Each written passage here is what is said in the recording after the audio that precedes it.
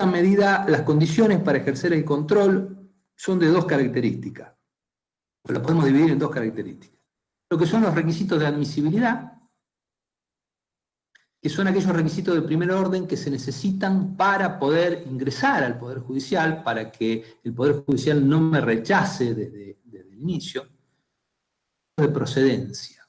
Es decir, aquellas condiciones que además tengo que reunir para poder obtener un pronunciamiento por parte del juez, para que el juez me diga, miren, es constitucional o no es constitucional la norma, pero para que se expida a través de esta situación. El primer requisito de admisibilidad es la existencia del caso judicial, necesidad de un caso, causa o controversia, que tiene como característica fundamental, para que se dé, para que esté presente, la existencia de un conflicto de derechos. Lo primero que se requiere es que haya conflicto. El conflicto cuando hay intereses contrapuestos visto, por supuesto, desde la idea del derecho, que no tiene una idea altruista, sino que mira los intereses individualmente considerados de cada uno. Por eso, en nuestro sistema no se admiten las meras consultas al Poder Judicial. El Poder Judicial solamente actúa y ejerce el control de constitucionalidad, no cuando le quiero preguntar si una norma es válida o no, sino cuando esa norma generó un conflicto específico. Y eso a veces parece que se pierde de vista. Hace poco, nosotros tuvimos consecuencia de la situación de la pandemia, un problema de parálisis del Congreso. El Congreso de Argentina se paralizó por la pandemia. En un primer momento había actividades esenciales, como por ejemplo todo lo que tenga que ver con la alimentación o con la salud. Es decir, un cajero de un supermercado sí podía ir y hacerse cargo de atender a la gente con el riesgo de coronavirus, pero nuestros legisladores no se podían reunir ni siquiera una vez para modificar el reglamento y para empezar a sesionar virtualmente. Y por eso le hicieron una consulta al Poder Judicial. Una consulta que la disfrazaron a través de una especie de demanda al Estado Nacional, que fue una competencia originaria de la Corte que no es tal, que no existe. Y la Corte, que tendría que haber rechazado de plano porque no había caso judicial, terminó diciendo que no había caso judicial después de una larga sentencia donde en sus considerando les dijo que podían actuar virtualmente. Es decir, rechazó formalmente, las resoluciones de rechazo, pero la sustancia no es de rechazo, sino de análisis de una situación. En una palabra, dejó conforme a todos. Doctrinariamente mantuvo el requisito del caso judicial, pero fuera de lo doctrinario, evacuó una consulta que el Senado le había realizado fuera de todo tipo de conflicto o controversia, sino ante una situación hipotética. Que este caso judicial, lo que la Corte muchas veces ha remarcado y los tribunales han seguido, es que no se tienen que invadir facultades que son propias de otros órganos o que la Constitución le encomienda a otros órganos. Y acá siempre se está en un área bastante difícil, porque es cierto que hay atribuciones que son lógicas de un órgano y que son irrevisables, pero no así las medidas que en su consecuencia se tomen. Por ejemplo, corresponde a los poderes políticos la declaración de guerra, pero si consecuencia de esa declaración de guerra me convocan a mí para presentarme, habrá que ver si están dadas las condiciones o no están dadas las condiciones para que se pueda revisar esa medida o esa situación o esa especificación concreta. Un control de razonabilidad que tiene que estar adecuado en cada uno de los actos donde se afecten derechos subjetivos. Lamentablemente muchas veces bajo esta doctrina de lo que se llamaron cuestiones políticas no justiciables o facultades privativas de otros órganos, los tribunales se han excusado de intervenir en casos que podían generar ciertas consecuencias, pero que realmente son necesarias para hablar de un verdadero control. El otro requisito, además de la existencia del caso, es la necesidad de que exista un planteo oportuno. ¿Cuándo hay un planteo oportuno? Básicamente cuando hay una situación de interés en resolver, es decir, que el caso no se ha tornado abstracto, o cuando el derecho no se ha perdido por lo que se conoce como caducidad de las acciones. ¿Qué es esto del caso abstracto? Básicamente que otros sistemas no lo tienen porque precisamente se pronuncian en abstracto. Se trata de supuestos en los cuales ya no existe más interés en la resolución. Por ejemplo, si yo planteo la inconstitucionalidad de una norma y esa norma es derogada y lo único que pedí fue la inconstitucionalidad, ahí no habrá un planteo oportuno porque ya se habrá perdido interés en ese tipo de resolución. Superados estos requisitos, es decir, que exista un caso, que el planteo todavía sea oportuno, que haya interés subsistente en resolver, tenemos que analizar lo que son los requisitos de procedencia. Legitimación activa, es decir, quién está capacitado, quién está en condiciones de demandar. Legitimación pasiva, quién tiene que ser demandado. Y si todavía estoy en tiempo de exigir esa situación o si la acción se me ha prescripto. En la legitimación activa hubo una evolución muy grande desde la reforma del 94. ¿Por qué? Precisamente porque la legitimación activa estaba pensada para el derecho subjetivo. De las 4 clases de intereses que podemos encontrar, derecho subjetivo, interés legítimo, derecho de pertenencia difusa o interés simple, el proceso estaba pensado para el derecho subjetivo. Una contienda entre 2 partes que tienen un conflicto de interés, que tienen disputas encontradas. En esa situación el juez resuelve y le da la razón a uno o le da la razón al otro e imputa esa situación para alguno de ellos. Pero claro, resulta que después empiezan a aparecer otra clase de derechos, como son los derechos relativos al ambiente, los derechos del consumidor, y hay que ver cómo se los protege o cómo se les da resguardo. Y viene la Constitución en el 94 y en el artículo 43 los reconoce expresamente y reconoce que determinadas asociaciones especiales que defiendan esos intereses o el propio defensor del pueblo tengan legitimación procesal. Ya amplía los sujetos legitimados a esos que no tienen interés.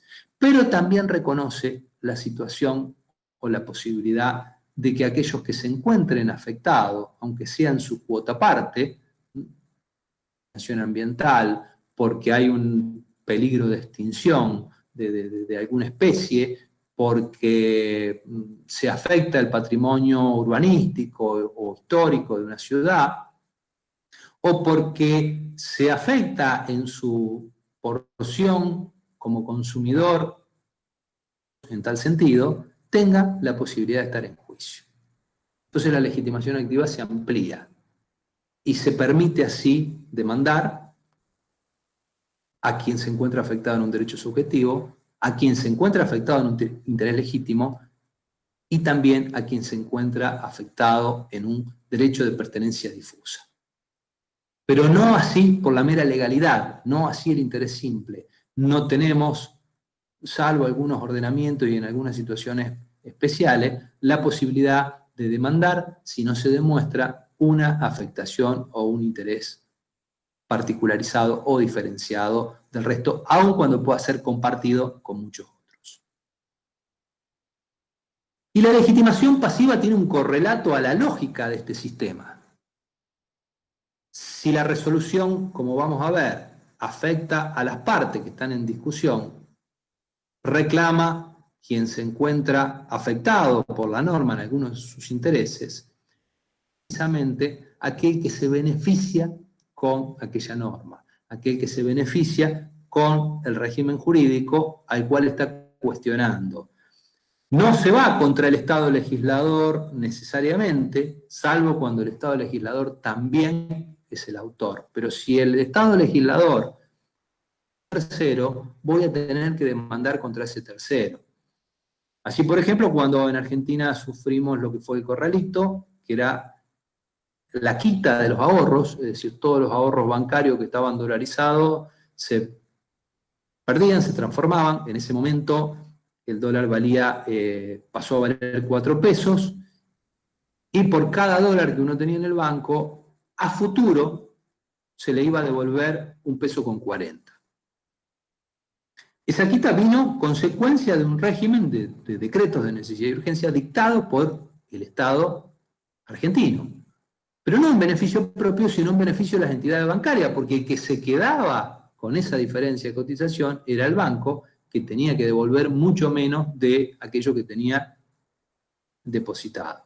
Bueno, en esas situaciones, obviamente, que la demanda tenía que ser dirigida contra la entidad bancaria y no contra el Estado autor del régimen, porque de poco servía precisamente demandar a aquel que no es el beneficiado directo y aquel que en el fondo va a tener que responder por las características de esta acción de inconstitucionalidad.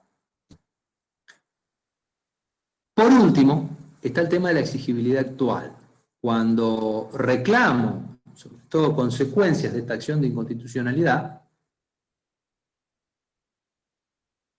no tiene que haber pasado el tiempo suficiente que me haga perder esa opción, esa posibilidad. Es decir, no se tiene que tratar de un reclamo que se encuentre prescrito. Todo este mecanismo de funcionamiento tiene una situación lógica que se relaciona básicamente con los que son los efectos de la decisión judicial, con lo que es en el fondo el funcionamiento de la situación judicial. ¿Por qué? Este efecto de la decisión judicial se estudia básicamente en 3 aspectos: en las personas a las que alcanza, en el momento en que se produce y por sus características de permanencia.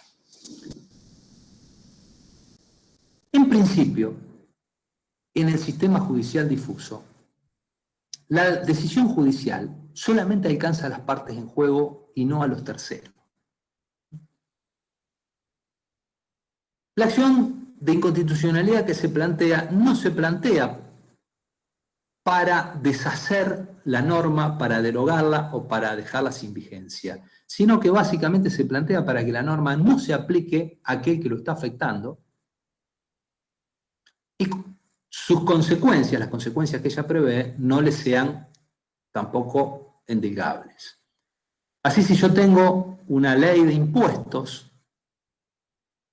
inconstitucional, constitucionalidad de la norma, y básicamente lo que voy a obtener es que en mi caso concreto, si se declara esa inconstitucionalidad, no me van a poder cobrar a mí ese tributo.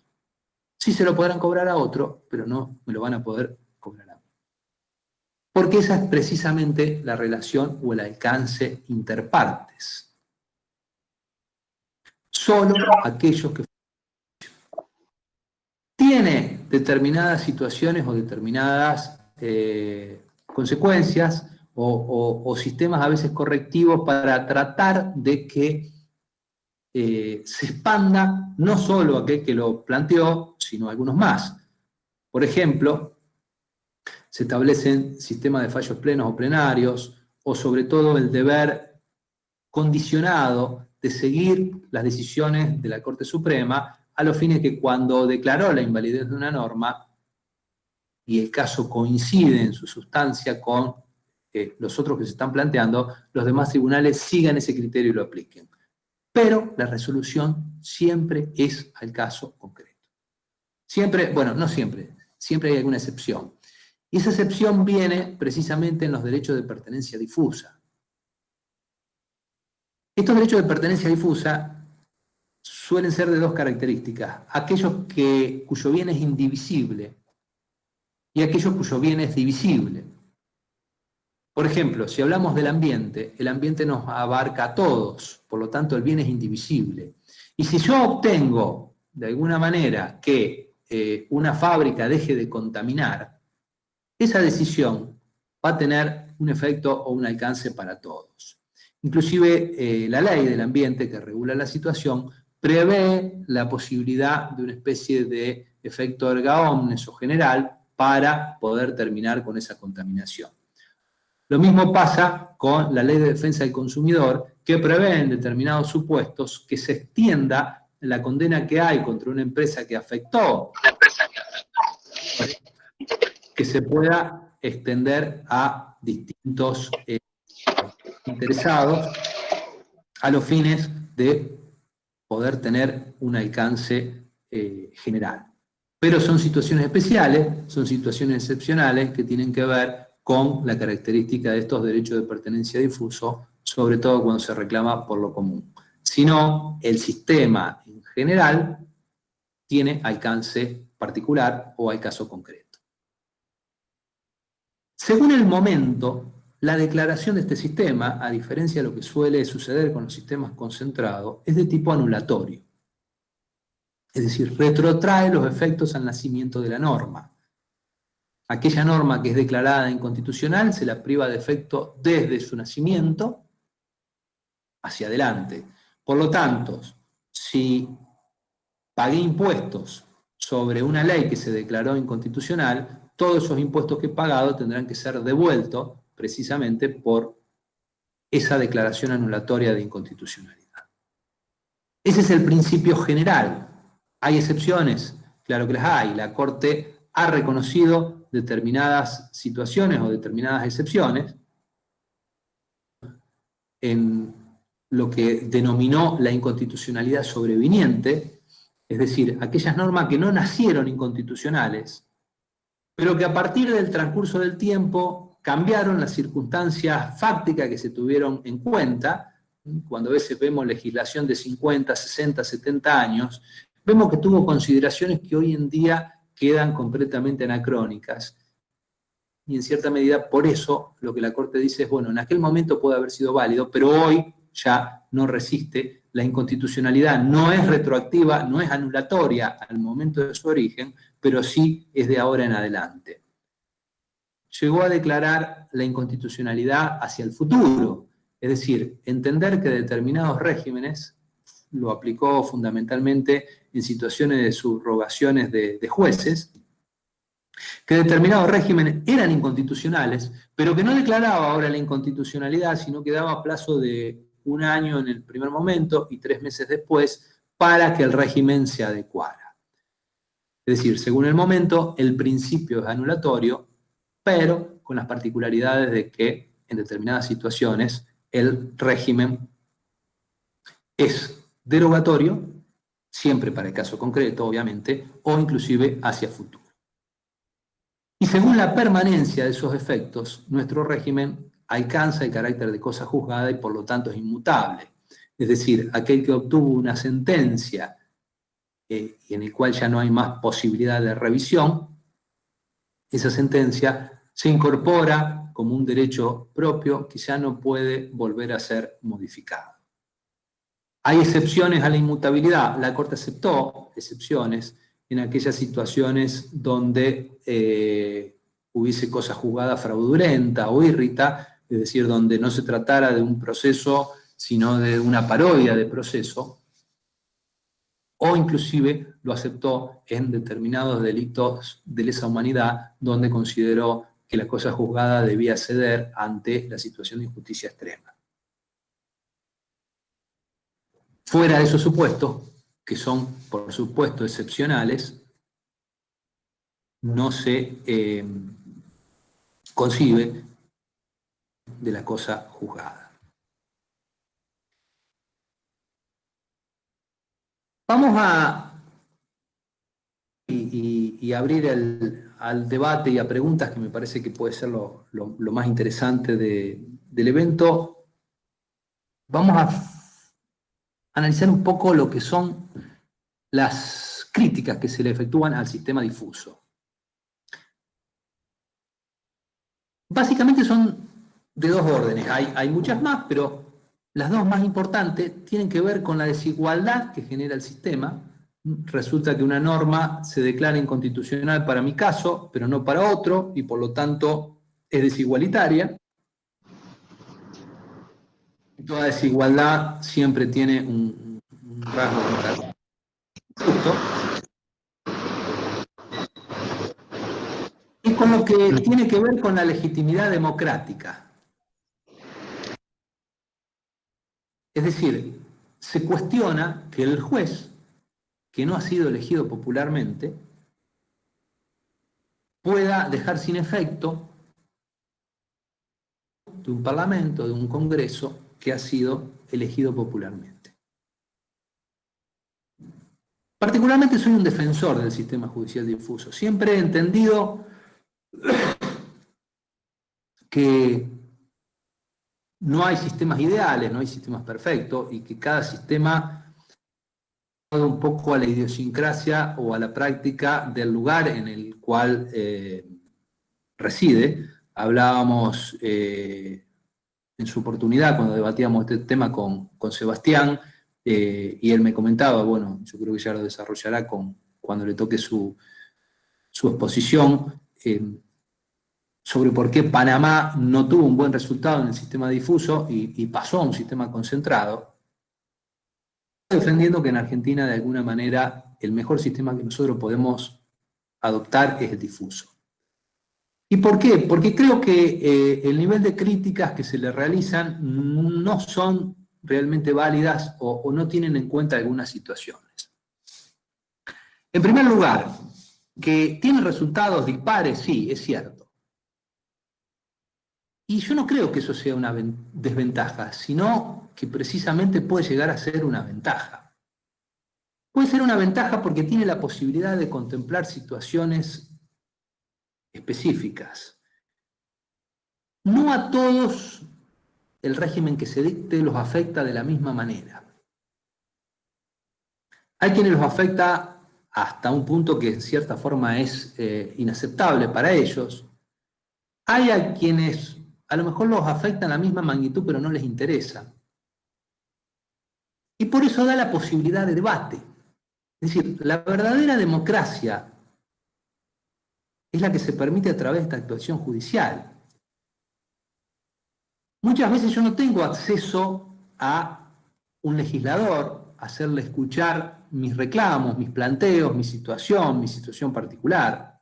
Inclusive mi situación particular no es la general de todos. Sin embargo, sí tengo la posibilidad de acercarme a un abogado de confianza, de realizar un planteo ante un juez de cercanía, precisamente por esta característica de lo difuso del sistema, de que me escuche, de que debata con aquel interesado en que la norma se mantenga vigente, de que se aporten ideas, que se vean problemas o soluciones que no se han visto a lo mejor en la situación general cuando se estableció la globalidad. Y eso es mucho más democrático, precisamente, que votar cada 4 años a un parlamento de los cuales muchas veces ni siquiera conozco quiénes son mis representantes, o una vez que lo elegí, tengo una total prescindencia de los mismos, no responden, sino que muchas veces terminan votando lo que la línea del partido indica y no el compromiso que tienen con la ciudadanía. Entonces me parece válido esta situación de poder llevar a un debate, aunque genere determinadas desigualdades. Un debate que aparte, como decían los autores del Federalista, hiere a la ley en el caso particular, pero no la elimina, no la determina. No es el combate entre el Tribunal Constitucional y el Parlamento, donde gana uno o gana otro, es al todo o a nada, sino que en el caso concreto, el tribunal entiende por qué resulta inaplicable para esa persona esa normativa. Que puede tener consecuencias más generales en algunos casos sí, y en otros no.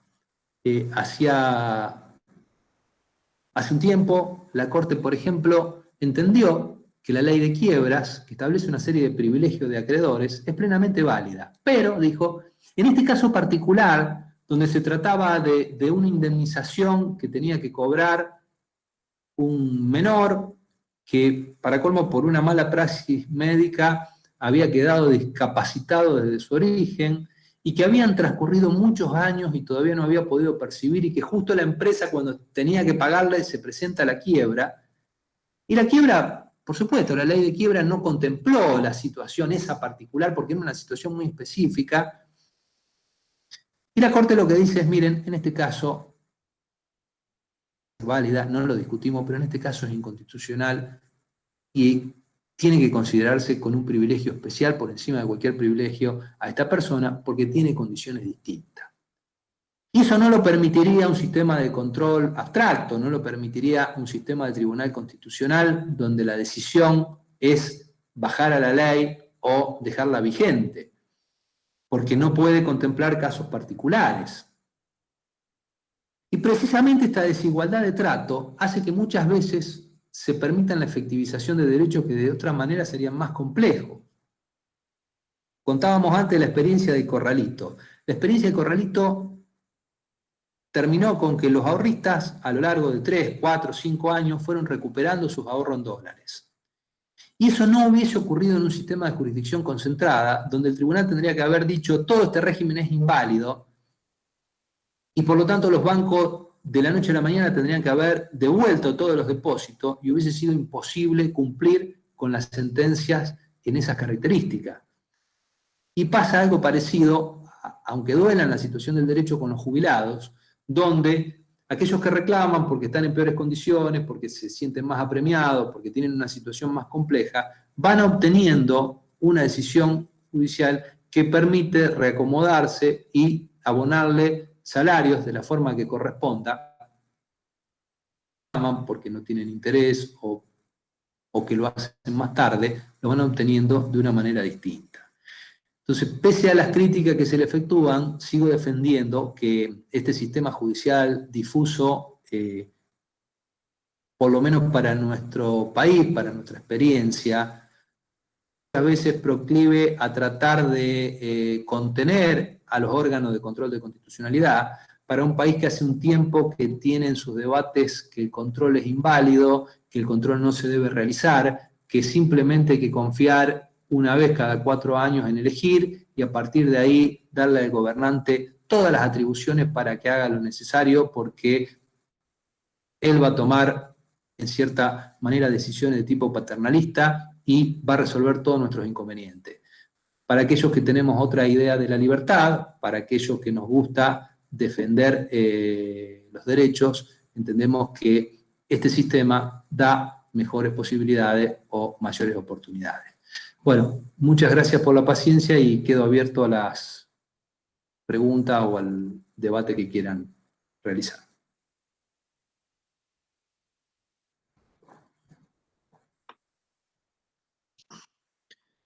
Buenas tardes, abrimos el espacio de preguntas, les pedimos por favor que vayan pidiendo la palabra por el chat, una vez que se le otorgue, prendan la cámara y el micrófono y la hagan a viva voz. ¿Bien? Hay una primera pregunta de Ciro Bonomelli, te pido que abras el micrófono y la hagas a viva voz, por favor. Gracias, doctor. Mi pregunta es para el doctor Torricelli. Quisiera preguntarle que si bien usted es un defensor del sistema difuso, ¿qué críticas tendría para con el sistema de control concentrado en concreto? Si estas son de orden jurídico o más bien sociológico o responden a otra naturaleza. Y quisiera saber si considera o no considera positivo dar más fuerza a las facultades casatorias de la Corte para que se quizás establecer alguna norma de mandato obligatorio, o sea, que se supere la cuestión del seguimiento, de la obligación institucional de seguimiento. Gracias. No, yo entiendo, primero hay particularidades o idiosincrasia, o sea, yo vuelvo a repetir, para nuestro sistema me parece que lo peor es un sistema de jurisdicción concentrada porque sería mucho más fácil permear sobre los tribunales. Y un ejemplo concreto lo vimos con la situación del Corralito. O sea, el Corralito debe haber sido el latrocinio más grande que vivió la historia de la humanidad. Cuando la Corte declara la inconstitucionalidad en un primer momento, en el caso Smith salen todos los tribunales a seguirla. La Corte, a partir de ahí, empieza a tener una situación de transformaciones, y en esas transformaciones este aspecto de lo que había resuelto en el Corralito. O sea, no nos olvidemos que sale un presidente por cadena nacional a decir esto es una barbaridad, lo que la Corte quiere hacer es desestabilizante, y terminan renunciando los ministros, o dos van a juicio político, el resto renuncian, y en la etapa de transición de la Corte modifica el criterio y los tribunales inferiores no la siguen. No empiezan a dictar fallos. La Corte, en un fallo que fue vergonzoso, empieza a decir que los dólares que se habían depositado eran virtuales, que en realidad no existían, que era una fantasía que se había vivido durante un tiempo, y ese fallo no es seguido por nadie. Tanto es así que la Corte termina de cambiar su composición y modifica el criterio y termina haciendo la devolución porque en cierta medida el sistema difuso se la lleva puesta. Por eso, en ese sentido, creo que es mejor.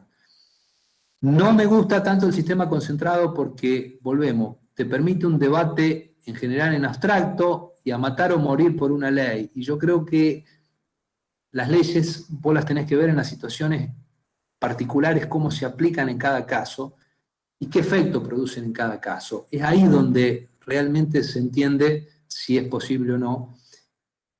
Y todo sistema concentrado, máximo en un país de la dimensión del nuestro y de las distancias que tiene, que si hubiese un tribunal concentrado estaría concentrado en Buenos Aires. Y toda la constitucionalidad de las normas se debatiría en Buenos Aires. Por lo tanto, eso cierra enormemente la posibilidad de discusión a gran parte de la ciudadanía. Son sistemas que por lo menos para Argentina, no son lo más adecuados. Por supuesto que es una cuestión de opinión, pero hasta Sagüez, que en su momento propuso la existencia de un sistema de jurisdicción concentrada, tiempo después terminó entendiendo que por ahí no era lo más adecuado para nuestro régimen o nuestra propia idiosincrasia. Y con respecto a las facultades casatorias, no me gusta tanto. Hay un deber de seguimiento y hasta ahí me parece que está bien, o sea, pero que si los tribunales inferiores dan nuevos motivos, nuevas situaciones, es bueno que se aparten, porque volvemos, cada caso tiene sus particularidades y eso es lo que tiene que mirar el juez al momento de resolver. Muchas gracias. Siguiente pregunta, María Gabriela Amaris Duarte, no sé si pudo incorporarse, recién había abandonado la reunión. Sí, aquí estoy. Bien. Buenas tardes, doctor Torricelli. Desde Panamá, saludos desde Panamá. Mi pregunta es la siguiente en cuanto a los efectos del control difuso. Entiendo que son efectos interpartes. ¿Puede entonces cualquier ciudadano, cualquier persona presentar tantas veces sea necesaria el examen de una norma, el examen constitucional de una norma ante, bueno, los entes jurisdiccionales propios para esta función, o hay alguna limitante o algún límite que coloque a las personas de que no puedan presentar ya más digamos, la cuestión constitucional ante el ente respectivo? Buenas tardes, María Gabriela. No, mira, la característica de nuestro sistema de funcionamiento es que precisamente si yo me encuentro alcanzado, vamos a suponer el ejemplo que hablábamos, que se establece una ley que cobra un impuesto sobre los ingresos específicos a los abogados. Por lo tanto, yo me siento afectado por esa norma, voy y hago el planteo de inconstitucionalidad. En ese planteo, en algún momento se va a resolver. Primera instancia, Cámara, Corte, veremos en qué situación, pero va a llegar un momento en el cual va a tener una sentencia definitiva. ¿Esa sentencia me va a dar la razón o no? Yo a partir de ahí no voy a poder hacer más ningún tipo de planteo. Eso no quita que otros abogados que se encuentren alcanzados por la misma norma, en su situación particular lo puedan hacer. Por supuesto que si yo llegué a Corte Nacional y la Corte fijó un criterio y dio una respuesta, lo más probable es que los otros abogados sigan la misma suerte. Pero es lo más probable, no lo seguro. Hay que ver si justo tiene situaciones particulares de alimentos de su familia, si tiene el sostén de alguien en particular, si el nivel de sus ingresos por ahí es distinto y tiene la posibilidad de escape. Es decir, hay que ver qué circunstancias particulares lo rodean como para obtener esa decisión judicial. Pero por supuesto que una vez que el que lo planteó obtuvo una sentencia, no puede volver a replantearlo. Cuando a mí me quede firme, sea en primera instancia, en cámara o en corte, me quede firme la decisión, ya no voy a tener posibilidad de reeditar el tema, porque eso es lo que hace la inmutabilidad de la decisión que hablábamos antes, el alcance de cosa juzgada que tiene. Gracias. ¿No? Si está respondida o querés alguna aclaración. Sí, está respondida. Gracias. Siguiente pregunta.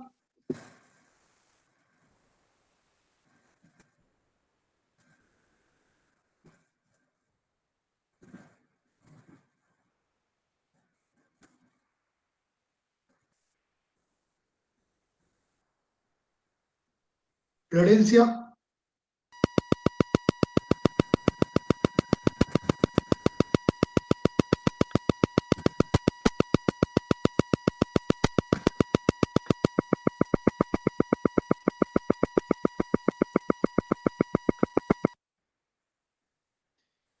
Bueno, no se escuchaba bien. Vamos a pasar a la siguiente. Florencia, se te escucha muy mal. Trata de mejorar la conexión. Bartolomé Arralde. Sí, buenas tardes. No, mi pregunta es sencilla, doctor. ¿Qué análisis hace usted sobre,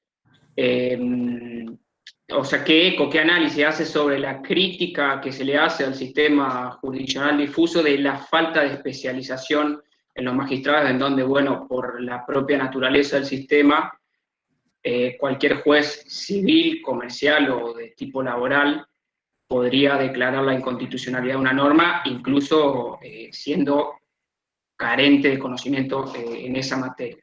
Quería saber qué análisis hace. Sí, esa clase de inconveniente de alguna manera no tendría que existir, porque no hay juez que no debería no conocer la Constitución. Es decir, una cosa es que no maneje determinadas situaciones especializadas, no que no conozca la Constitución.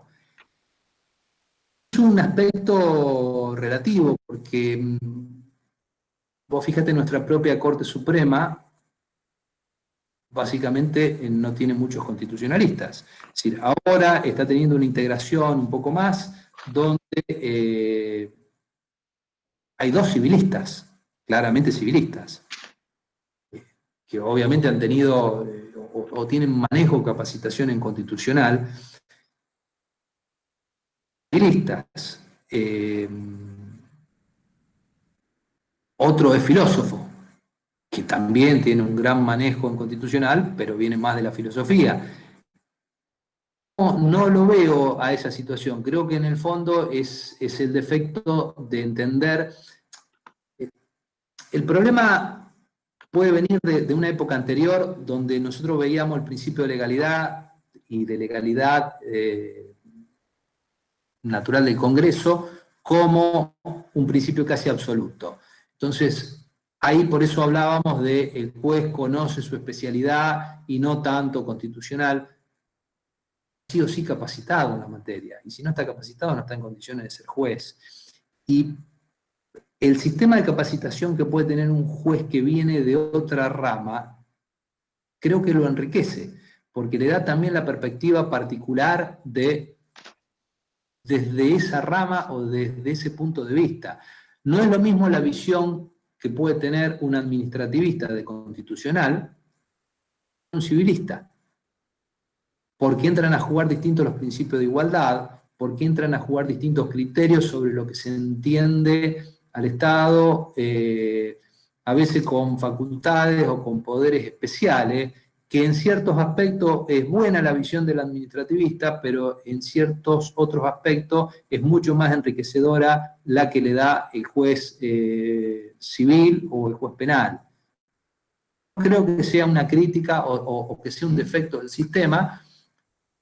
El sistema requiere correcciones y requiere jueces capacitados, por supuesto, pero si no creo que es parte de lo que enriquece al sistema, porque en un especializado, en una materia determinada, el manejo constitucional puede dar otra perspectiva más completa, ¿no?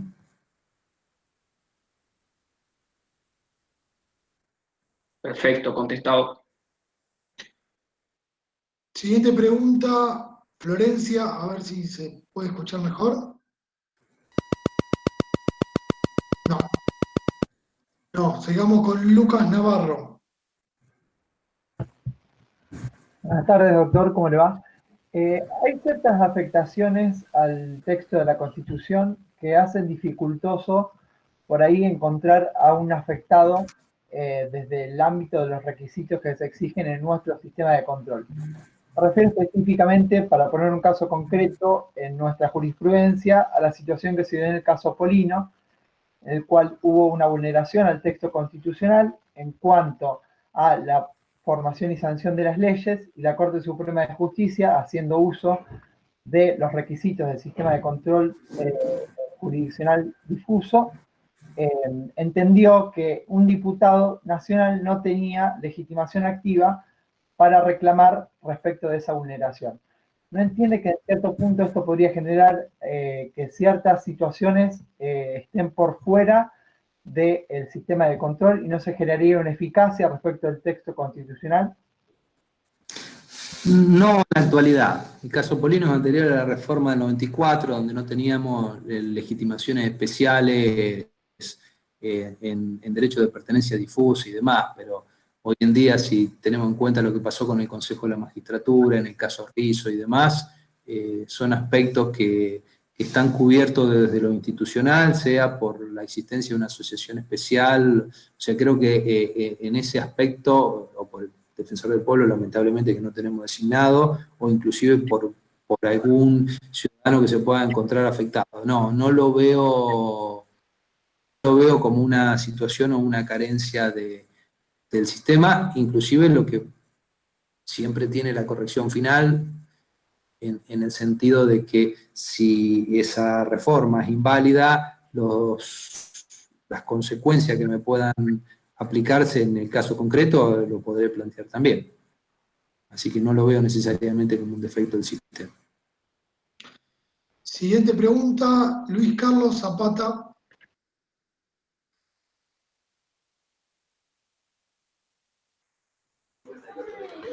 Sí, buenas tardes. ¿Me escuchan? Sí. Sí. Ok. Buenas tardes, doctor Torricelli, de Luis Carlos Zapata de Panamá. Buenas tardes. Quisiera saber cuál es su opinión sobre el control de la constitucionalidad, si debe ser un control sobre todas las normas en cualquier jurisdicción.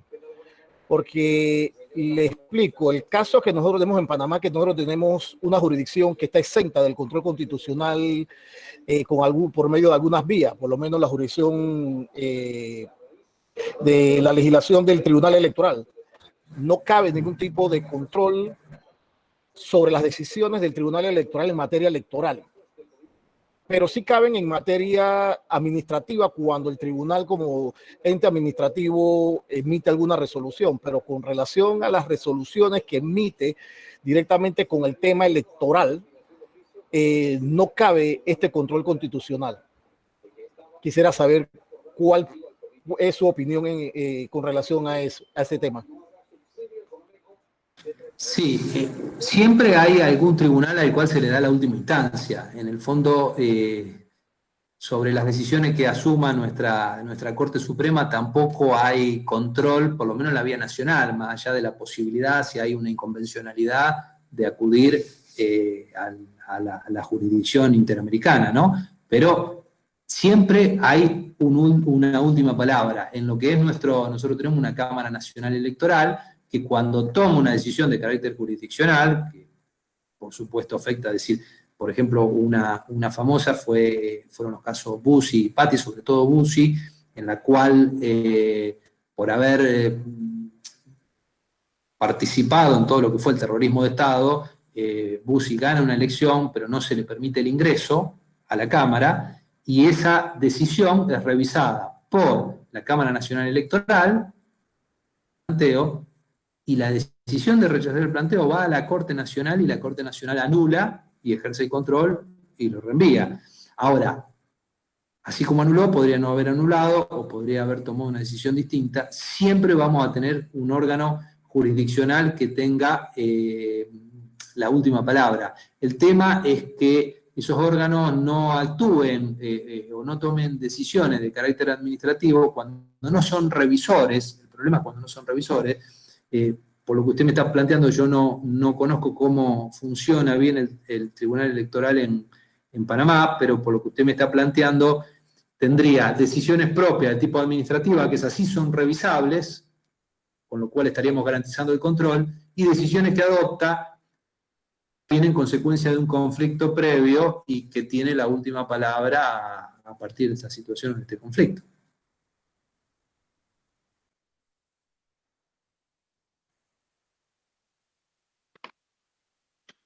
¿Alguna otra pregunta? Sebastián. Sí, Maximiliano, quería preguntarte lo siguiente, partiendo de la base de que los sistemas de control constitucionalidad de las leyes a veces resultan incómodos para los sistemas democráticos, te pregunto yo si esta incomodidad se ve más claramente en los sistemas concentrados, y si piensas tú que en países unitarios y de población pequeña el sistema concentrado pudiese dar mejores resultados versus países como Argentina, que es federal y muy grande. ¿Qué piensas de ese pensamiento, de esa idea? Sí, yo te planteo, creo que en alguna medida todos tenemos que partir del concepto de qué es democracia. Yo concibo la democracia como una forma de Estado, una característica particular del régimen, que te asegura derechos y libertades, no solamente con la existencia de una elección periódica cada 4 años, 2 años, 6 años. Entonces, para quienes entendemos que la democracia implica estos derechos y estas libertades, necesitamos un mecanismo de control. El mecanismo esté más atomizado, me parece que funciona de mejor manera, porque tiene más ideas, tiene más aportes, situaciones que son más dinámicas de alguna manera que cuando se concentran en un tribunal único, más allá de la extensión o no extensión del país, ¿no es cierto? Por supuesto que encima eso es una causal que conspira el sistema.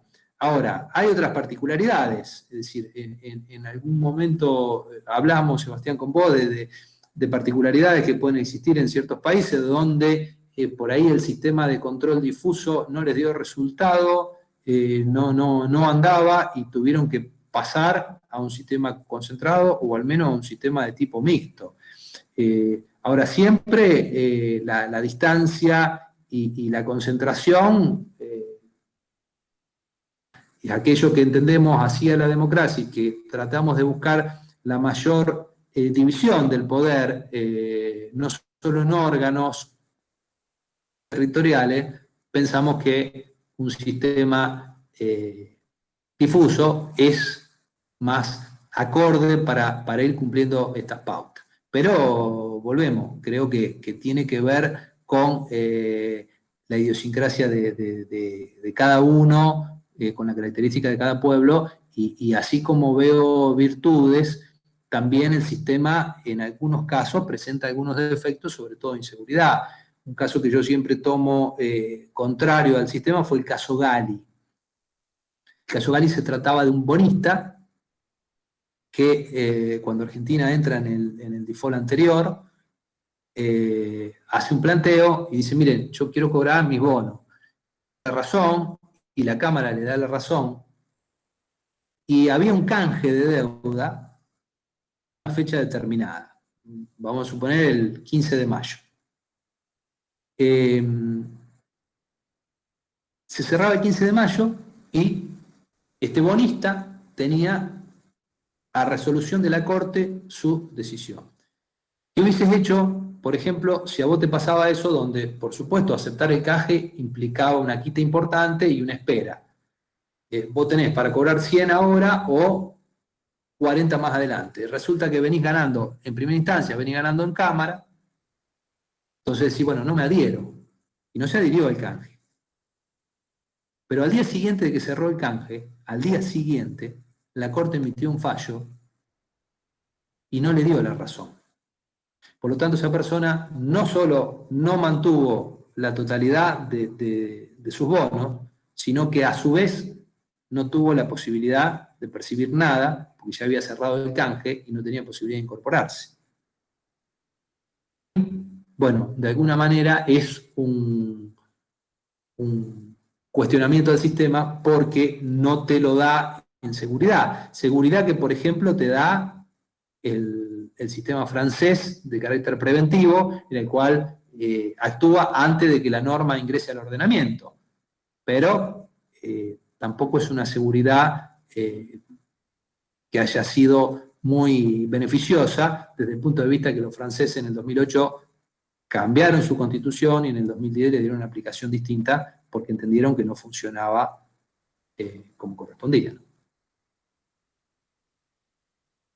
No sé si está respondido, Sebastián, o...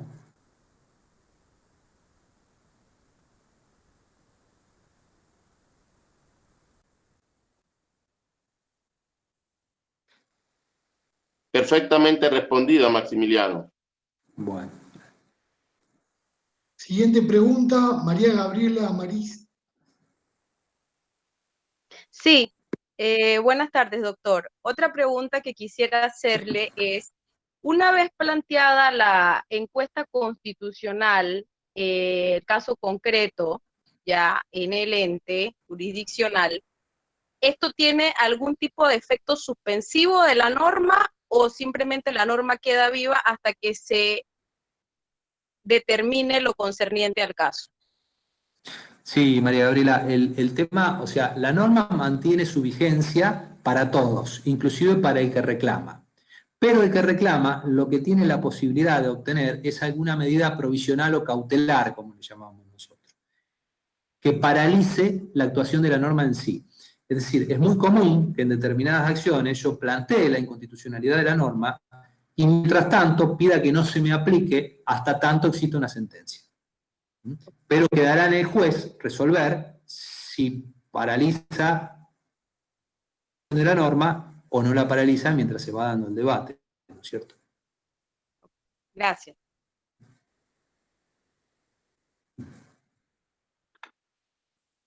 ¿Alguien más tiene alguna pregunta?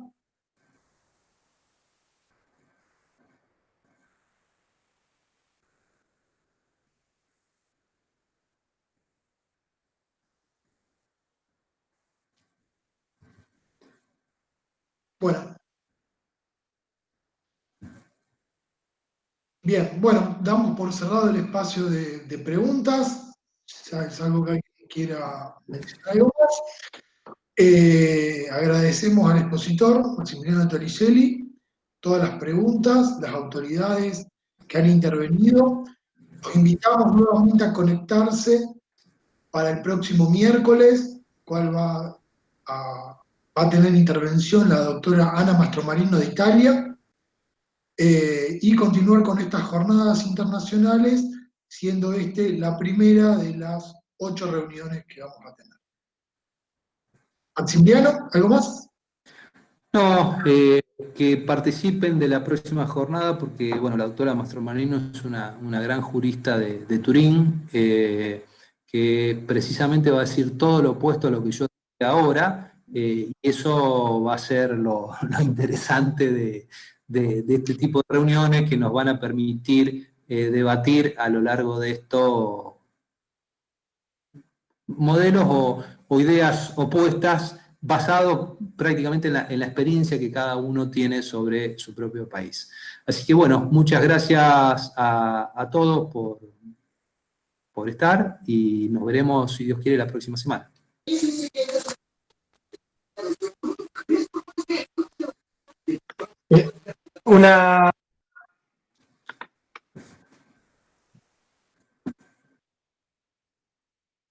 Una aclaración. El Meet se le va a llevar el día miércoles, le va a llegar, de la semana que viene, le va a llegar el link para la nueva charla del día miércoles. No es el mismo Meet de hoy. Era eso nada más.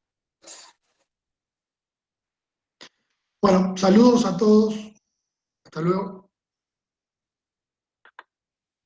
Gracias. Felicitaciones.